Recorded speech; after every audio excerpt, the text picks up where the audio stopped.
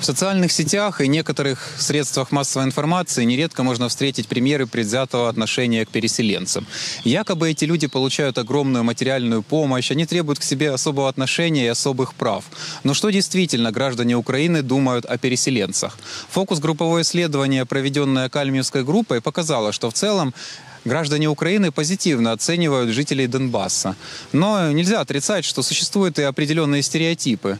Нередко эти стереотипы возникают и поддерживаются благодаря деятельности политиков, которым выгодно работать на раскол и таким образом получать легкие политические дивиденды. В этом видео мы попробуем разрушить часть этих стереотипов, которые касаются предоставления политических прав переселенцам. Слышал, переселенцам собираются разрешить голосовать на выборах. Так они говорят об этом уже каждые выборы, очередные, внеочередные, что? Ну, толку ж как бы нет от этого. Так ты представь, они же будут все за этих. Оппозиционный блок, регионалов голосовать, да? Будет нам Янукович версия 2.0.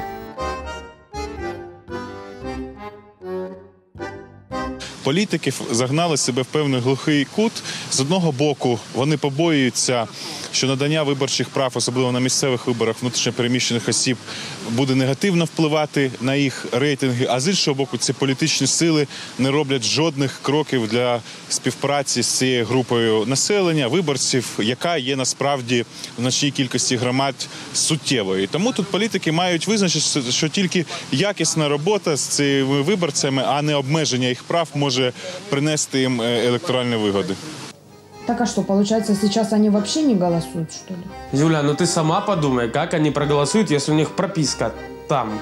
Не знаю, мне просто кажется, что я слышала где-то то ли по телевизору, на прошлых выборах, что был какой-то репортаж, или это читала в интернете. И соседка наша тоже мне рассказывала, что ее подружка, переселенка, ходила голосовать на президентские, на парламентские. Ой, это не может такого быть, они вообще уже не голосуют 4 года.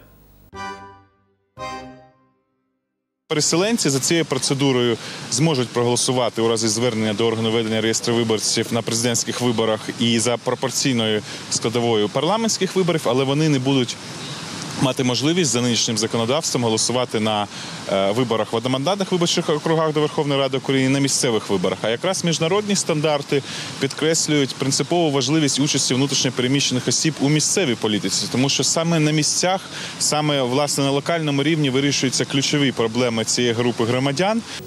Я вот все равно не понимаю, ну нет у них здесь регистрации, но они ж получают справку вот эту переселенческую.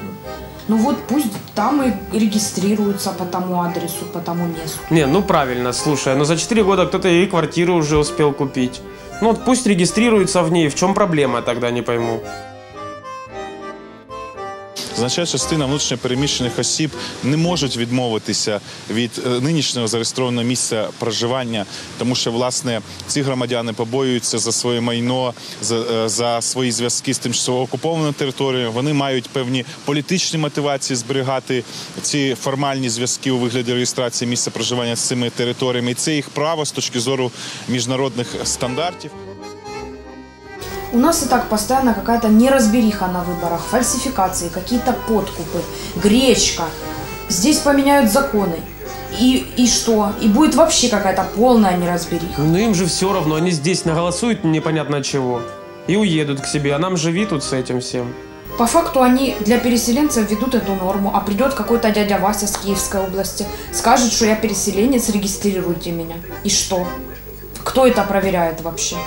В цій дискусії необхідно відмовитись від цієї певної радянської інерції, коли ми не можемо вирішити проблему ефективно, і тому вирішуємо закрутити гайки, так би мовити, чи обмежити права громадян. Тому ефективна діяльність правоохоронних органів є найкращою відповіддю на можливі фальсифікації з цієї процедури, яка пропонується нами в законопроекті 6240, але в тих умовах, коли правоохоронна система бездіє, то, безумовно, певні зловживання можуть бути, і тут немає нічого приховувати.